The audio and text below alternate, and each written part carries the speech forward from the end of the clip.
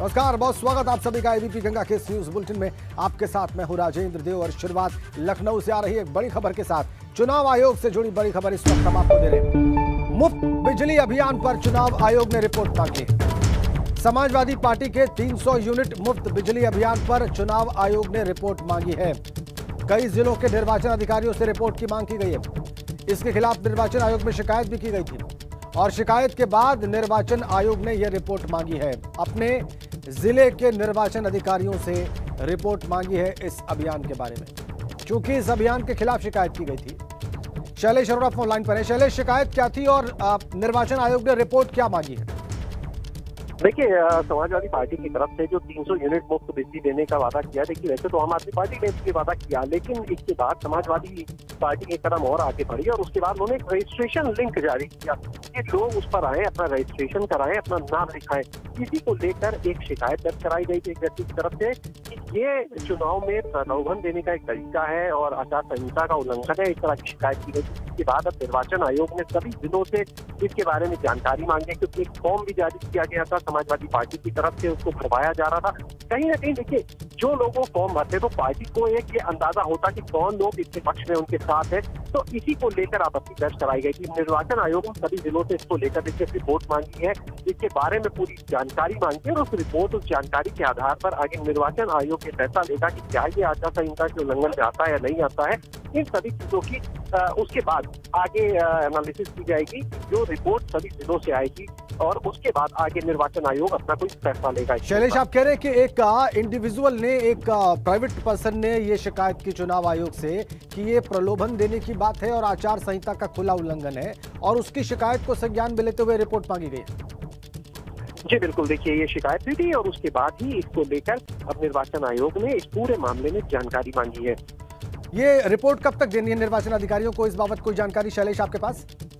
देखिए, क्योंकि इस समय चुनाव का वक्त है, ऐसे में निर्वाचन आयोग जो भी अपनी कार्रवाई करता है, क्योंकि चुनाव में कम समय, तत्काल उन चीजों की रिपोर्ट मांगी जाती है बहुत कम समय में। एग्जैक्ट समय बताना थोड़ा मुश्किल, लेकिन जल्द से जल्द इसकी मान कर चलिए अगले 1-2 दिन के अंदर, 3 दिन के अंदर ये रिपोर्ट जो है जिलों से निर्वाचन आयोग को दे दी जाएगी और उस रिपोर्ट के आधार पर निर्वाचन आयोग ये तय करेगा कि क्या ये आचार संहिता के उल्लंघन में आता है या नहीं आता है, और अगर आता है तो उसके बाद इसके ऊपर क्या कार्रवाई करनी है, इन सभी चीजों को देखा जाएगा। शैलेश, जब ये शिकायत की गई तो क्या इस बाबत समाजवादी पार्टी से प्रश्न हुआ कि शिकायत हुई है चुनाव आयोग में और इस पर आप लोग क्या कर रहे हैं? आपकी क्या प्रतिक्रिया है?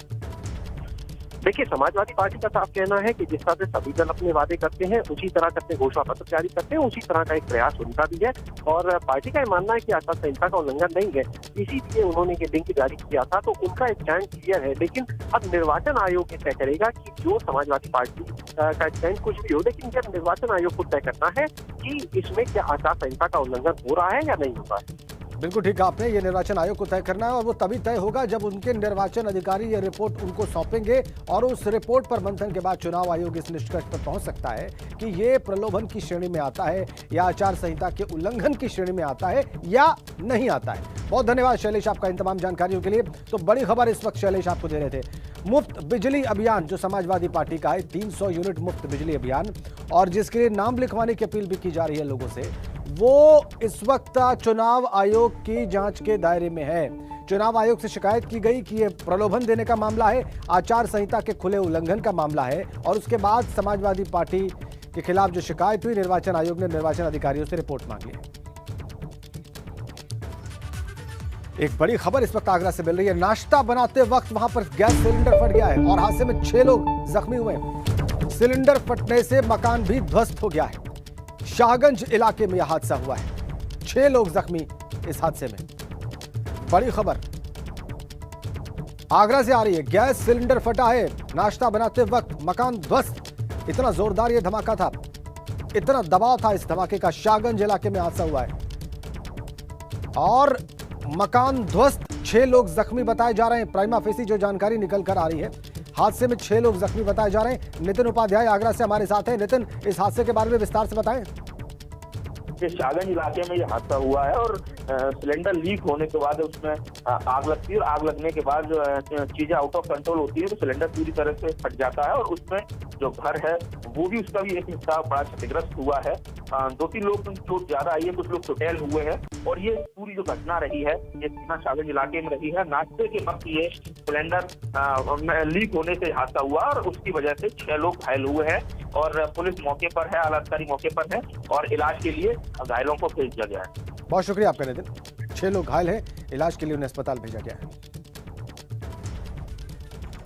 और अब बात फतेहपुर की। फतेहपुर में एक शादी समारोह में अजब तस्वीर सामने आई है। यहां शादी समारोह में बीजेपी के गाने की धुन में थिरकते हुए बीजेपी समर्थक दिखाई दिए। यहां जिला पंचायत सदस्य ने अपने आधा दर्जन समर्थकों के साथ बीजेपी के गाने पर डांस किया और अब डांस का ये वीडियो वायरल है। हुसैनगंज के जमरावा गांव का मामला बताया जा रहा है।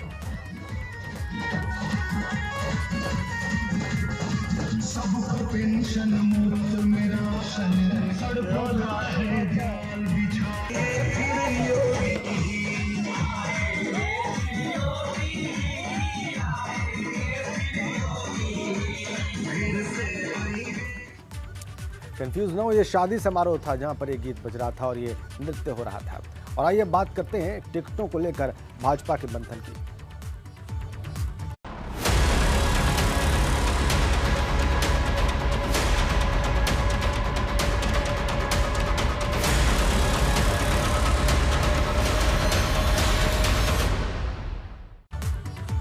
तो आपको बता दें कि भाजपा कोर कमेटी की बैठक का आज दूसरा दिन है। कुछ ही देर में इस बैठक की शुरुआत हो जाएगी। यूपी के बाकी प्रत्याशियों पर इस बैठक में मंथन होगा। केंद्रीय गृह मंत्री अमित शाह की अध्यक्षता में यह बैठक होगी। जेपी नड्डा राष्ट्रीय अध्यक्ष, मुख्यमंत्री योगी आदित्यनाथ और कोर ग्रुप के जो अन्य नेता हैं वो तमाम लोग इस मीटिंग में मौजूद रहे। चौथे 5वें चरण के जो चुनाव होने हैं उसके लिए प्रत्याशियों के नामों पर मंथन होगा। उनकी लिस्ट को बहुत मुमकिन है कि फाइनल किया जाए। और आइए और ज्यादा जानकारी हासिल करते हैं अविनाश से।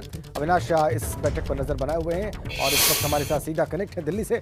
अविनाश शाह, ये बैठक का क्या शुरू हो गई है या अभी शुरू होनी है?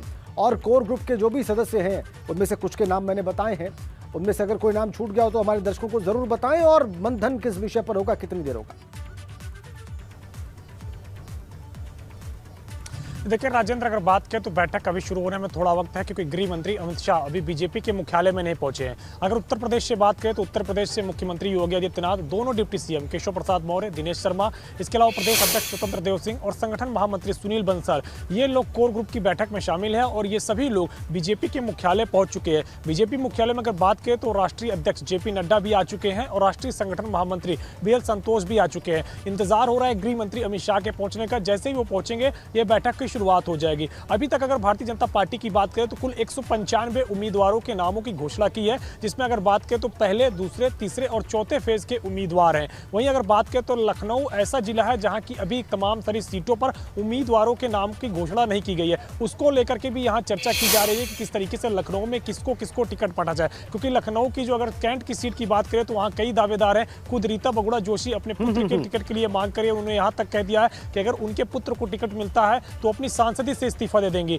वहीं अगर बात करें तो समाजवादी पार्टी से बीजेपी में आई अपर्णा यादव, वो भी लखनऊ कैंट से दावेदारी कर रही हैं। सरोजनी नगर विधानसभा सीट की बात करें तो वहां से स्वाति सिंह दावेदारी कर रहे हैं, उनके साथ उनके पति दयाशंकर सिंह भी दावेदारी कर रहे हैं। तो बड़ा दिलचस्प है लखनऊ जिले में जितनी भी सीटें पड़ती है वहां पे टिकट के दावेदारों की, और यही कारण है कि बीजेपी ने अभी तक वहां पे नामों की घोषणा नहीं की, लेकिन अभी भी मंथन चल रहा है। इसके अलावा अगर बात करें तो चौथे, 5वें और 6वें फेज के जितने भी उम्मीदवार हैं उनके नामों की यहाँ पे मंथन किया जाएगा और ये देखा जाएगा कि कौन से ऐसे उम्मीदवार हैं जिनको टिकट दिया जाए जिससे कि वो चुनाव जीत सके, क्योंकि बीजेपी ने एक ही फार्मूला तय कर रखा है कि जो भी चुनाव जीतेगा टिकट उसी को दिया जाएगा। और यही कारण है कि पार्टी ने जुलाई से लेकर दिसंबर तक के बीच में 3 दफे इंटरनल सर्वे करवाया, ये जानने के लिए कि उनके जो मौजूदा विधायक हैं अगर उनको फिर से टिकट दिया जाता है तो क्या वो विधानसभा चुनाव जीत सकते हैं। और जिन विधायकों की इंटरनल सर्वे में परफॉर्मेंस रिपोर्ट ठीक आई है उन्हीं विधायकों को रिपीट किया जा रहा है, और जिनकी रिपोर्ट ठीक नहीं आई है उनके टिकट भारतीय जनता पार्टी लगातार काट रही है। अगर अभी तक बात करें तो पिछले पिछले जो 3 फेज की जो लिस्ट जारी हुई है, पहले अगर फेज की बात करें तो पहले दूसरे फेज की जब मिला के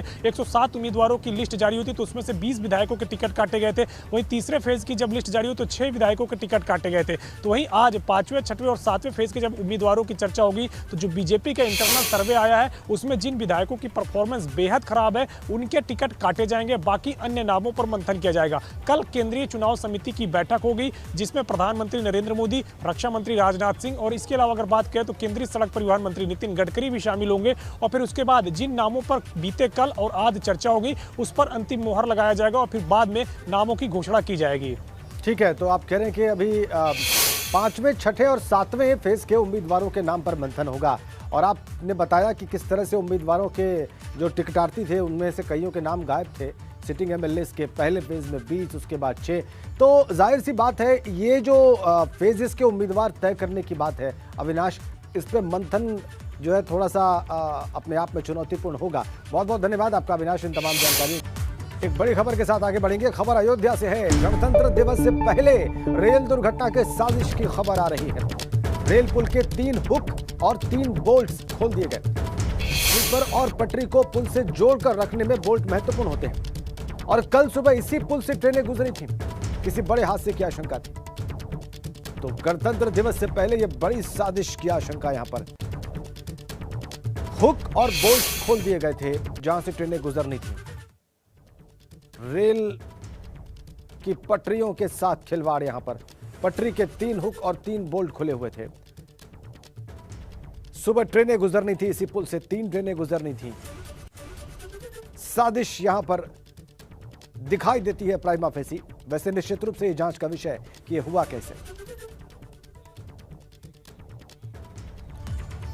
अगली बड़ी खबर भी लखनऊ से है। कोविड वैक्सीनेशन में फर्जीवाड़ा करने वाले 2 कर्मचारी हटा दिए गए।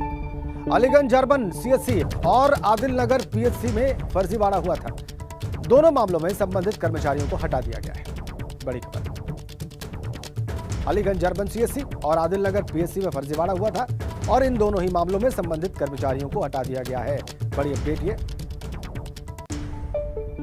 ये बड़ी और ताजा अपडेट इस वक्त की। एक्शन लिया गया है। कोविड वैक्सीनेशन में फर्जीवाड़ा करने वाले 2 कर्मचारी सीएचसी और पीएचसी से हटा दिए गए। और आपको बताएं कि मेरठ की हस्तिनापुर सीट से कांग्रेस की प्रत्याशी और अभिनेत्री अर्चना गौतम जीत के लिए मंदिरों में माथा टेक रही हैं। रविवार को वो अन्नपूर्णा और काली पलटन मंदिर पहुंची और वहां पर पूजा अर्चना की।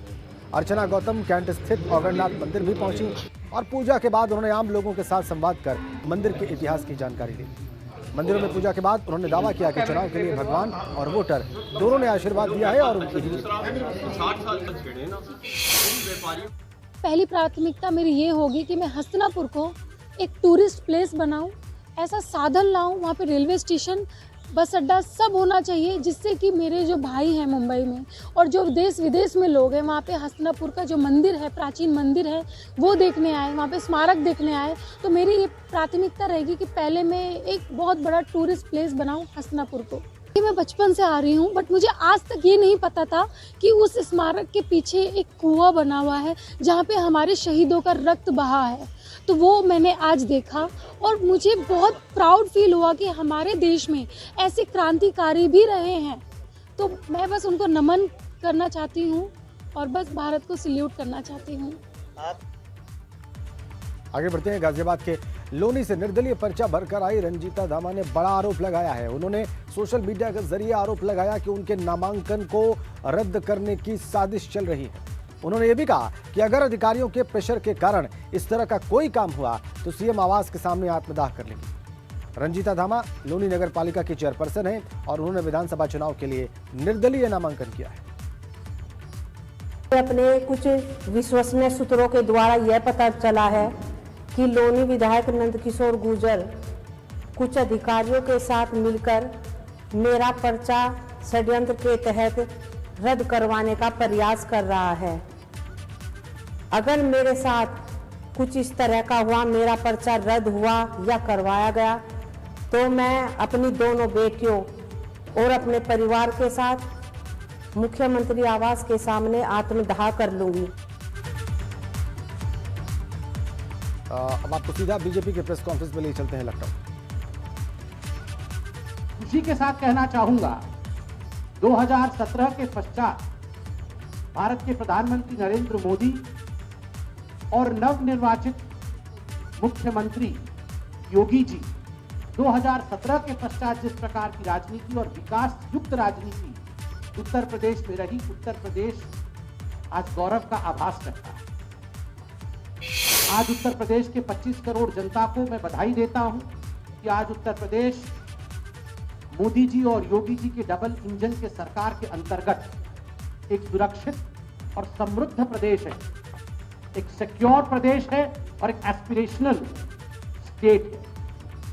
ईज ऑफ डूइंग बिजनेस में भी जिस प्रकार से 12वें स्थान से आज हम दूसरे स्थान पर आए हैं और आर्थिक परिस्थिति उत्तर प्रदेश की जिस प्रकार से बदली है और छठे स्थान से आज दूसरे स्थान पर आए हैं, ये भी अपने आप में उत्तर प्रदेश के लिए एक बधाई का विषय है।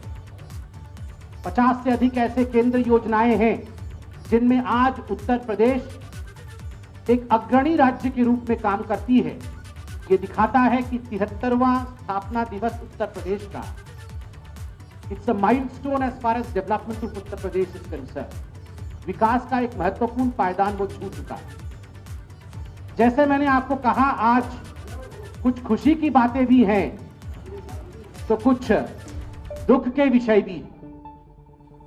जहां पूरा उत्तर प्रदेश, जहां आदरणीय मोदी जी, जहां योगी जी आज समस्त उत्तर प्रदेश के निवासियों को, समस्त भारतवर्ष को उत्तर प्रदेश की स्थापना दिवस की बधाई दे रहे हैं, वहीं मैं दुख के साथ कहना चाहूंगा कि आज सुबह मैंने एक महत्वपूर्ण अखबार में पूर्व मुख्यमंत्री समाजवादी पार्टी के नेता अखिलेश यादव जी का इंटरव्यू पढ़ा और मुझे तकलीफ हुई इस बात से कि अखिलेश यादव जी ने इंटरव्यू में कहा है, साक्षात्कार में कहा है कि पाकिस्तान भारत का असली दुश्मन नहीं है।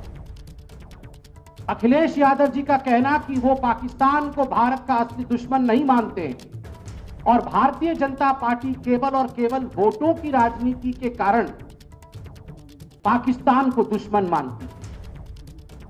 दुखद, चिंताजनक और शर्मनाक। तुरंत अखिलेश जी को अपने इस बयान पर पश्चाताप करना चाहिए, क्षमा याचना करनी। मैं आज अखिलेश जी से लखनऊ में बैठकर चंद सवाल पूछना चाहता हूं। अखिलेश जी, क्या कश्मीर के बंधु हमारे भाई नहीं? जिन कश्मीर के बंधुओं के ऊपर रोज पाकिस्तान की गोली चलती है, गोलाबारी होती है और निहत्थे लोग, निर्दोष लोग पाकिस्तान द्वारा भेजे गए आतंकवादियों द्वारा मारे जाते हैं, क्या उनका जीवन नहीं? हर समय जिस प्रकार पाकिस्तान भारत के ऊपर षड्यंत्र के अंतर्गत आतंकवादी हमले करता है, क्या भारत का दुश्मन पाकिस्तान नहीं? आपका यह कहना कि भारत का असली दुश्मन पाकिस्तान नहीं है, ये तो भारतीय जनता पार्टी पाकिस्तान को दुश्मन बना रही है। मैं तो इतना कहना चाहूंगा और बिल्कुल स्पष्ट कहूंगा, चाहे अखिलेश जी बुरा माने, जिन्ना से जो करे प्यार वो पाकिस्तान से कैसे करे इनकार। जिन्ना से जो करे प्यार वो पाकिस्तान से कैसे करे इनकार। आपने देखा है जिन्ना जिन्ना जिन्ना जिन्ना का रट लगाते हुए इस चुनाव में अखिलेश यादव उतरे थे और आज जिन्ना से एक पायदान ऊपर पाकिस्तान तक वो पहुंच गए। मीडिया के बंधु, मैं आपसे हाथ जोड़कर एक निवेदन करता हूं, क्योंकि आप लोग हमसे सवाल पूछते हैं और पूछना भी चाहिए। आप चतुर्थ स्तंभ हैं। आप कहते हैं कि जब चुनाव होता है तो भारतीय जनता पार्टी पाकिस्तान को खींच कर लाती है। हम नहीं लाते, हम नहीं लाते हैं। आज सुबह का आप देख लीजिए संदेश, योगी आदित्यनाथ जी का क्या संदेश है। स्थापना दिवस के अवसर पर योगी आदित्यनाथ जी का एक ही संदेश है और वो संदेश विकास का। किस प्रकार अर्थनीति आगे बढ़ी है उसका है। और आज स्थापना दिवस के अवसर पर एक ही संदेश अखिलेश यादव जी का है, जो अखबार की सुर्खियां बन के छपी है कि पाकिस्तान भारत का दुश्मन नहीं है। पाकिस्तान को लेकर कौन आया? पाकिस्तान को लेकर अखिलेश आया। जिन्ना को लेकर कौन आया? जिन्ना को लेकर अखिलेश आया। ये जो चुनाव हो रहा है तुष्टीकरण के पराकाष्ठा के कारण द हाइट्स ऑफ अपीजमेंट, उसके कारण जिस प्रकार से अखिलेश यादव दुनिया और पाकिस्तान के विषय में बात करते हैं, मैं आज तमाम अखबारों में पढ़ रहा था, कहीं भी मैं समाजवादी पार्टी के उम्मीदवारों का लिस्ट नहीं देख रहा। क्या कारण है? मैं गाड़ी में आया तो वाहन चालक भाई ने मुझे बताया कि भैया यहां पर तो उम्मीदवारों की लिस्ट घोषित ना हो रही, अखिलेश भाई तो घोषित ही नहीं कर रहे। मैं क्यों? तो सब गुंडे बदमाश तभी ना घोषित, सब गुंडे बदमाश नाहिद हसन जैसे लोगों को अखिलेश जी ने टिकट दिया हुआ है, तभी उम्मीदवारों की सूची घोषित नहीं होती। आज जिन्ना पाकिस्तान की बात करने वाले अखिलेश जी, मैं इतना कहना चाहता हूं कि अखिलेश जी शुक्र मनाइए कि याकूब मेमन को फांसी हो गई है, वरना मैं बिल्कुल सीना ठोक के कह सकता हूं कि अखिलेश जी का बस चलता तो याकूब मेमन को भी नाहिद हसन के साथ चुनावी मैदान पे उतार। आज सुबह से जिस प्रकार पाकिस्तान पाकिस्तान पाकिस्तान का रट लगाए हुए हैं कि नहीं पाकिस्तान हमारा दुश्मन नहीं, ये तो भारतीय जनता पार्टी पाकिस्तान को दुश्मन मानती है। आज मैं बिल्कुल कह सकता हूं, शुक्र है कसाब को फांसी हो चुका है, वरना जिन्ना को तो उतारे ही थे। शारीरिक रूप से कसाब को भी स्टार प्रचारक के रूप में उत्तर प्रदेश में उतारने से झिझकते नहीं अखिलेश यादव। ये वही अखिलेश जी जिन्होंने आतंकवादियों के लिए कोर्ट तक में गुहार लगाया था, उनको छुड़वाने की सारी प्रक्रिया पूरी की थी। ये तो शुक्र है कोर्ट का उत्तर प्रदेश में कि न्याय प्रक्रिया ने उस पर रोक लगाई, और आज समझ में आता है कि आखिरकार पाकिस्तान को अपना असली दुश्मन अखिलेश यादव क्यों नहीं। आज लखनऊ में बैठकर भारतीय जनता पार्टी अखिलेश यादव जी से एक चैलेंज करती, एक चुनौती करती, और वो चैलेंज है, अखिलेश जी यदि आप में हिम्मत है, नैतिकता है, मोरालिटी है, क्रेडिबिलिटी है, तो आप अपने उम्मीदवारों की सूची को जारी करें। कौन कहां से लड़ रहा है इस सूची को जारी करें। हम सब जानते हैं ये सूची जारी नहीं होगी, और क्यों नहीं होगी यह भी आप समझते। मीडिया वालों ने मुझे इससे पहले बताया, आने से पहले मैं कुछ अपने मीडिया के भाइयों से बात कर रहा था, उन्होंने कहा टिकट तो भाई साहब व्हाट्सएप से जा रहे, व्हाट्सएप से भेजे जा रहे, घोषित नहीं किए जा रहे। नाहिद हसन का घोषणा हुआ, नतीजा पूरे हिंदुस्तान में आक्रोश, और इसी कारण से उम्मीदवारों की सूची घोषित नहीं हो रही।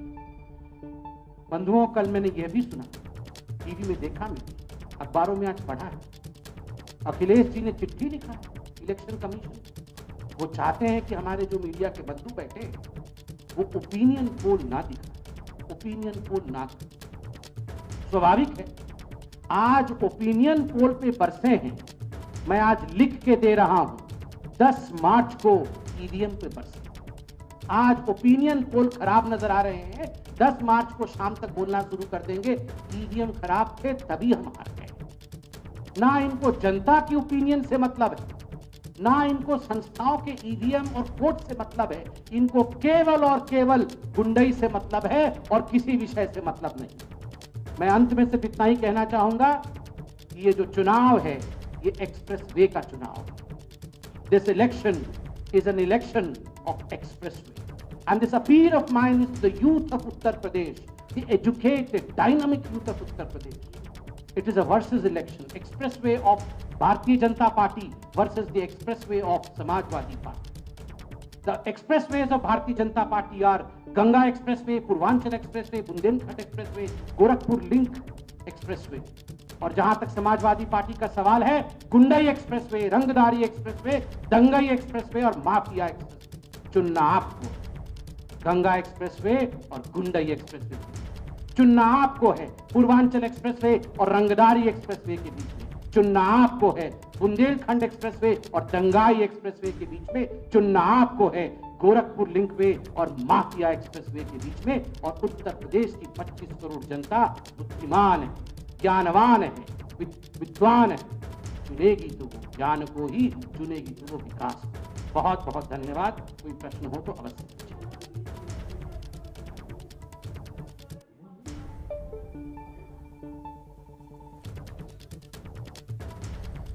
संबित पात्रा भारतीय जनता पार्टी के राष्ट्रीय प्रवक्ता ताबड़तोड़ हमले कर रहे थे अखिलेश यादव पर, समाजवादी पार्टी पर, और इसके लिए उन्होंने हथियार बनाया आज प्रकाशित इंटरव्यू का अखिलेश यादव के, जिसमें अखिलेश यादव ने बकौल संबित पात्रा ये कहा था कि पाकिस्तान भारत का सबसे बड़ा शत्रु नहीं है। तो अखिलेश यादव और समाजवादी पार्टी पर आरोप लगाया संबित पात्रा ने कि हम कभी पाकिस्तान को लेकर नहीं आते चुनाव में, जैसा कि लोग कहते हैं, ये लोग लेकर आते हैं।